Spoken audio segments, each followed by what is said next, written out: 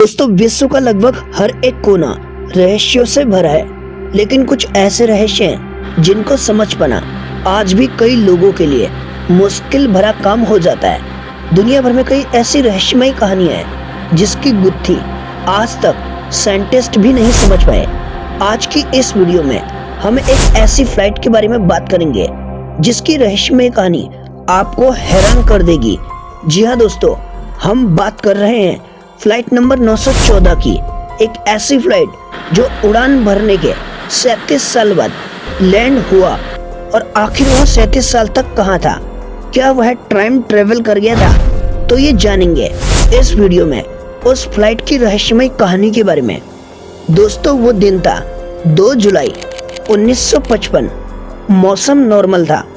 Plane में 57 यात्री, 2 pilot और 4 क्रू मेंबर के साथ प्लेन ने न्यूयॉर्क से मियामी के लिए रवाना हुई थी। केवल 3 घंटे की उड़ान के बाद ही ये विमान अचानक रडार से गायब हो जाती है और अपने लक्ष्य तक नहीं पहुंच पाती है। एयर ट्रैफिक कंट्रोल सारी कोशिशों के बाद भी प्लेन से संपर्क स्थापित करने में नाकाम रहता है। खोज बचाव और अभियान शुरू होती है, पर उन्हें कुछ भी हाथ नहीं लगा। ऐसा लगा मानो विमान हवा में ही गायब हो गया।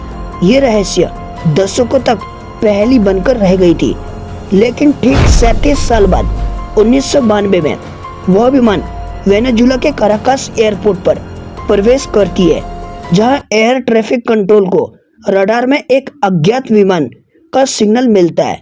इतनी ही देर में एयरपोर्ट से कुछ दूर पर एक विमान दिखता है जो काफी पुराना सा नजर आ रहा था।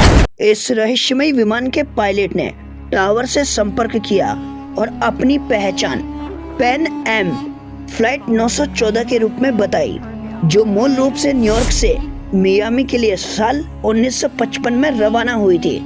सारे काराकास में कोहराम मच चुका था। कोई भी ये समझ नहीं पा रहा था कि ये फ्लाइट जो 1955 में टेक ऑफ हुई थी, अपनी मंजिल से 1100 मील दूर और 37 साल बाद यहाँ क्या कर रही है। लैंडिंग के बाद जब पूछताछ शुरू हुई तो पायलट की प्रतिक्रिया ने भ्रम की स्थिति को बढ़ा दिया। पायलट ने दावा किया कि यह उड़ान 2 जुलाई 1955 को मियामी हवाई अड्डे पर उतरने वाली थी। जैसे ही पायलट को यह पता चलता है कि यह साल 1955 नहीं बल्कि 1992 है, तो वह दोबारा फ्लाइट को लेकर उड़ गया। जिसके बाद पैन 914 के बारे में ना तो किसी को पता चला और ना ही किसी ने आज तक सुना।